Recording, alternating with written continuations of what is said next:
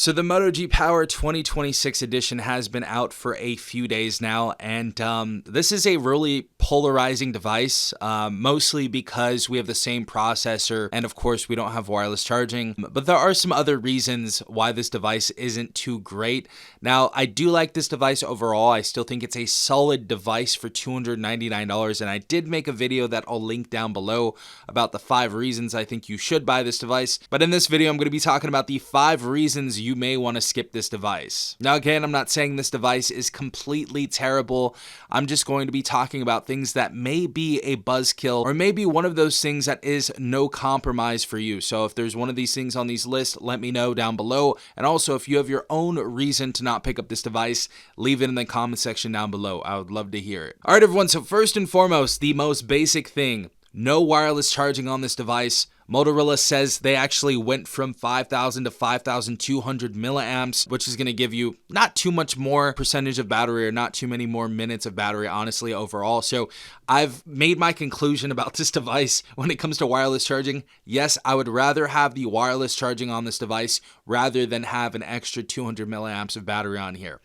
It's not the end of the world, obviously. I know a lot of people exclusively only use the wired charge to actually charge the device and don't use wireless charging, but for those people out there that are Motorola fans and we're hoping to upgrade from either the 23 or 24 to the 26 model, I'm sure a lot of them may have skipped this device because there was no wireless charging on here. And if you're one of those people, let me know in the comment section down below. But yeah, the first reason is there's no wireless charging. Second reason is going to be that there is still an LCD display on this device, and honestly, not the end of the world. Still full HD, still 1000 nits, 120 hertz. Love to see that on here. However, a device that's $100 less, the Galaxy A17 5G, that device has a full AMOLED display on there. So in 2026, I was assuming the Moto G Power for $300 was going to come out with a full AMOLED display and not just an LCD IPS display.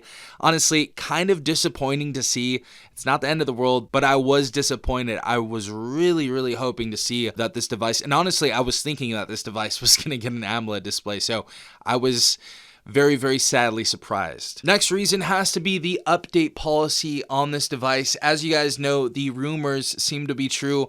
We only get about 2 years of operating system updates on the Moto G Power 2026. I hope they change this because there are tons of people on Reddit and many other forums that are complaining about the update policy over and over again that Motorola brings, and this one is no different. 2 years of OS updates, 3 years of security patches, and once again, I hate to bring out the skeletons, but the Galaxy A17 5G, a device that is $100 less than this device, is getting 7 years of operating system updates. And even the previous iteration, the Galaxy A16, I believe is getting 7 or at least 6 years of operating system updates. So not to be the bearer of bad news, but that's a little bit embarrassing in general. Now, I don't know what the full reason of this is. I don't know why Motorola is coming out with only 2 years of operating system updates, but if you guys know, let me know in the comment section down below. Still though, kind of disappointing. Next up has to be that we have the same underpowered processor as before. We have the MediaTek Dimensity 6300 processor inside of here that we had from last year.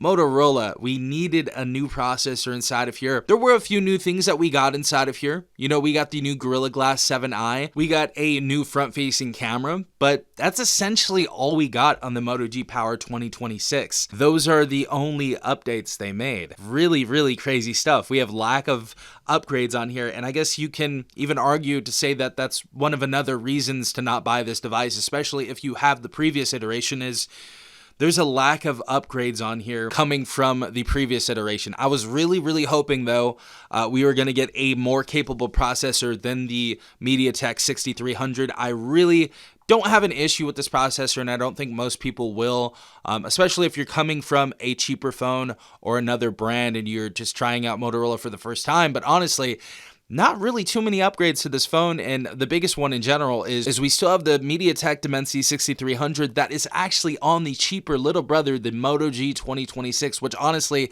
if you saw my comparison, I honestly overall think that's a better buy than this device. You save $100 and you just get more bang for buck with that device. And last but not least, there is absolutely no charger in the box. So if you're hoping to get a charger, a 30-watt charger specifically in this box, you will not be getting one. You got to go on Amazon, you got to go to the store, you got to go ahead and figure that out, especially if you are coming from an iPhone or another device that doesn't use USB Type-C charging, or if you just want a 30-watt charger in general. But those are the 5 reasons to not buy the Moto G Power 2026. Honestly, overall, this phone has been pretty disappointing to me. I don't really think it's the greatest buy in the world. I still think people are going to have a good time with this. However, definitely not one of Motorola's finest moments with this device. But let me know in the comment section down below if you have your own reasons to not buy this device. I'd love to know what they are. Let me know down below. But if you enjoyed this video, drop a like, hit the subscribe button, and hit the notification bell to be notified every time I upload a new video. This has been Safan from TechRight. Peace out, Tech Gang.